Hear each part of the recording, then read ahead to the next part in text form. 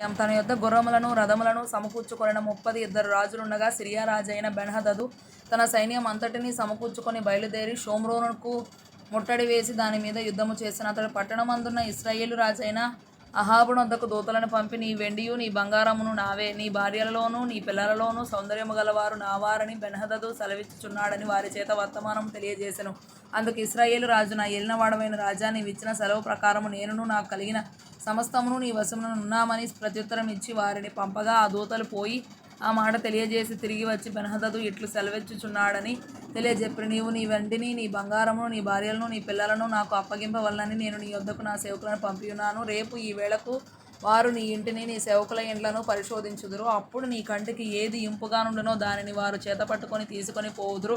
కాగా ఇశ్రాయేలు రాజు దేశపు పెద్దలనందరినీ పిలువనంపించి, బెన్హదదు నీ భార్యలను పిల్లలను వెండి బంగారములను పట్టుకొందునని వర్తమానం పంపగా నేను ఇయ్యనని చెప్పలేదు. ఆ మనుష్యుడు చేయగోరుచున్న మోసము ఎట్టిదో అది మీరు తెలుసుకొనుడనెను.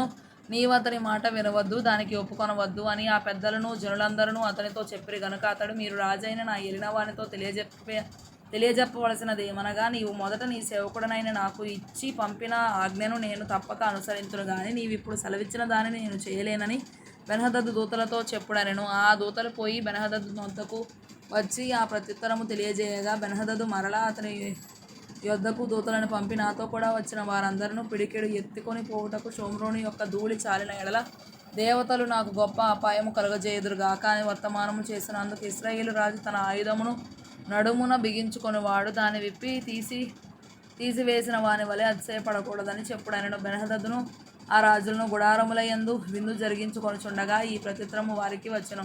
గనుక అతడు తన సేవకులను పిలిపించి యుద్ధమునకు సిద్ధపడని ఆజ్ఞాపించెను. వారు సన్నద్ధులై పట్టణము ఎదుట నిలువగా ప్రవక్త అయిన ఒకడు ఇశ్రాయేలు రాజైన అహాబునొద్దకు వచ్చి అతనితో ఇట్లనెను, యెహోవా సెలవిచ్చినదేమనగా, ఈ గొప్ప దండంతయు నీవు చూసితివే. నేను యెహోవానని నీవు గ్రహించునట్లు నేడు దానిని నీ చేతికి అప్పగించెదను. ఇది ఎవరి చేత జరుగునని అహాబు అడగగా, అతడు రాజ్యాధిపతులలో ఉన్న యవనుల చేత జరుగునని యెహోవా సెలవిచ్చుచున్నాడని చెప్పాను. యుద్ధమును ఎవరు ఆరంభము చేయవలనని రాజు అడగగా, అతడు నీవే అని ప్రత్యుత్తరం ఇచ్చెను. వెంటనే అతడు రాజ్యాధిపతులలో ఉన్న వారి లెక్క చూడగా వారు 230 ఇద్దరైరి. తరువాత జనులను అనగా ఇశ్రాయేలు వారిని అందరినీ లెక్కింపగా వారు 7,000 మంది అయిరి. మధ్యాహ్నమందు వీరు బయలుదేరగా బెన్హదదును అతనికి సహకారులైన ఆ 32 రాజులను గుడారములలో త్రాగి మత్తులై ఉండిరి. రాజ్యాధిపతులలోనున్న ఆ యవ్వనులు ముందుగా బయలుదేరినప్పుడు సంగతి తెలుసుకొనుటకై బెన్హదదు కొందరిని పంపెను. షోమ్రోనులో నుండి కొందరు వచ్చియున్నారని బంటులు తెలియజేయగా, అతడు వారు సమాధానముగా వచ్చినను యుద్ధము చేయవచ్చునను వారిని సజీవులుగా పట్టుకొని రండని ఆజ్ఞాపించెను. రాజ్యాధిపతులలోనున్న ఆ యవ్వనులను వారితో కూడానున్న దండువారును పట్టణంలో నుండి బయలుదేరి ప్రతివాడు తన్ను ఎదిరించిన వారిని చంపగా సిరియనులు పారిపోయిరి. ఇశ్రాయేలు వారు వారిని తరుముచుండగా సిరియా రాజైన బెన్హదదు గుర్రమెక్కి రౌతులతో కూడా తప్పించుకొని పోయెను. అంతటా ఇశ్రాయేలు రాజు బయలుదేరి గుర్రములను రథములను ఓడించి సిరియనులను బహుగా హతము చేసెను. అప్పుడు ఆ ప్రవక్త ఇశ్రాయేలు రాజునొద్దకు వచ్చి, నీవు బలము తెచ్చుకొనుము, నీవు చేయవలసిన దానిని కనిపెట్టి ఉండుము. ఏడాది నాటికి సిరియారాజు నీ మీదికి మరలా వచ్చునని అతనితో చెప్పెను. అయితే సిరియారాజు సేవకులు అతనితో ఇలాగు మనవి చేసిరి, వారి దేవతలు కొండ దేవతలను గనుక వారు మనకంటే బలవంతురైరి. అయితే మనము మైదానమందు వారితో యుద్ధము చేసిరా ఎడల నిశ్చయముగా వారిని గెలుచుదుము. ఇందుకు మీరు చేయవలసినదేమనగా, రాజులలో ఒక్కొక్కని వాని ఆధిపత్యములో నుండి తీసివేసి వారికి బదులుగా సేనాధిపతులను నిర్ణయించి, నీవు పోగొట్టుకొనిన బలము ఎంతో అంత బలమును గుర్రములను రథములను లెక్కించి పోగు చేయుము. అప్పుడు మనం మైదానమందు వారితో యుద్ధము చేసిన ఎడల అవశ్యముగా మనము వారిని గెలుతుమని మనవి చేయగా, అతడు వారు చెప్పిన మాట విని ఆ ప్రకారము చేసెను.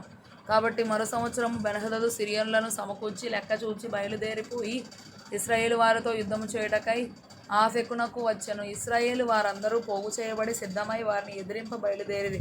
ఇశ్రాయేలు వారు మేకపిల్లల మందలు రెంటి వలె వారి ఎదుట దిగియుండిరి గాని దేశము సిరియనుల చేత కప్పబడి ఉండెను.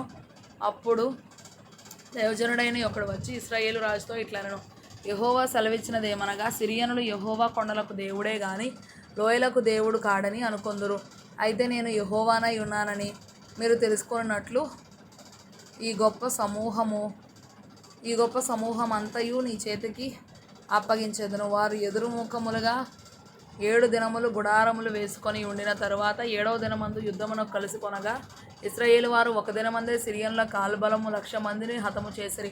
తక్కిన వారు ఆఫెకు పట్టణంలోనికి పారిపోగా అచ్చటనున్న యొక్క ప్రాకారము శేషించిన వారిలో 27,000 మంది మీద పడిన. బెన్హదదు పారిపోయి ఆ పట్టణమందు ప్రవేశించి ఆయా గదులలో చొరగా అతడి సేవకులు ఇశ్రాయేలు వారి రాజులు దయాపరులని మేము వింటిమి గనుక నీకు అనుకూలమైన ఎడల మేము నడుమునకు గోనెలు కట్టుకొని తల మీద త్రాళ్ళు వేసుకొని ఇశ్రాయేల్ రాజునందుకు పోవుదుము, అతడు నీ ప్రాణమును రక్షించునేమో అని రాజుతో అనగా రాజు అందుకు సమ్మతించను. కావున వారు తమ నడుములకు గోనెలు కట్టుకొని తల మీద త్రాళ్ళు వేసుకొని ఇశ్రాయేలు రాజునొద్దకు వచ్చి, నీ దాసుడైన బెన్హదదు దయచేసి నన్ను బ్రతకనిమ్మని మనవి చేయటకై మమ్మను పంపెనని చెప్పగా అతడు, బెన్హదదు నా సహోదరుడు, అతడు ఇంకనూ సజీవుడై ఉన్నాడా అని అడిగాను.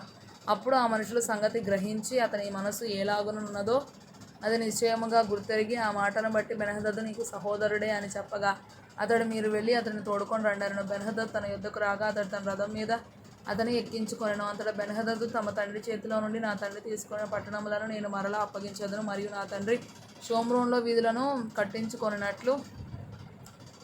కట్టించుకొనినట్లు దమస్కులో తమ కొరకు తమరు వీధులను కట్టించుకొనవచ్చును అని అతనితో చెప్పగా, అహాబు ఈ ప్రకారముగా నీతో సంధి చేసి నిన్ను పంపివేయుదునని చెప్పి అతనితో సంధి చేసి అతని పోనిచ్చెను. అంతటా ప్రవక్తల శిష్యులలో ఒకడు యెహోవా ఆజ్ఞ చేత తన చెలికానితో నన్ను కొట్టుమనగా అతడు అతని కొట్టుటకు ఒప్పకపోయినప్పుడు అతడు, నీవు యెహోవా ఆజ్ఞకు లోబడకపోతివి గనుక నీవు నన్ను విడిచిపోగానే సింహము నిన్ను చంపునని అతనితో చెప్పాను. అతడు వెళ్ళిపోగానే సింహం ఒకటి అతనికి ఎదురై అతనిని చంపాను. తర్వాత మరి ఒకడు అతనికి కనబడినప్పుడు అతడు నన్ను కొట్టుమనగా అతడు అతని కొట్టి గాయపరచెను. అప్పుడు ఆ ప్రవక్త పోయి కండ్ల మీద పాగా కట్టుకొని మారువేషం వేసుకొని మార్గమందు రాజు యొక్క రాకై కనిపెట్టుకొని ఉండి రాజు వచ్చుట చూచి బిగ్గరగా రాజుతో ఇలాగ మనవి చేసుకొనెను, నీ దాసుడినైన నేను యుద్ధంలోనికి పోయి ఉండగా ఇదిగో ఒకడు ఇటు తిరిగి ఒక మనుషుని నా యుద్ధకు తోడుకొని వచ్చి, ఈ మనుషుని కనిపెట్టుము, ఏ విధముగానైనను వాడు తప్పించుకొని పోయిన ఎడల వాని ప్రాణమునకు మారుగా నీ ప్రాణం పోవును, లేదా నీవు 2 మణుగుల వెండిని ఇయ్యవలెననెను.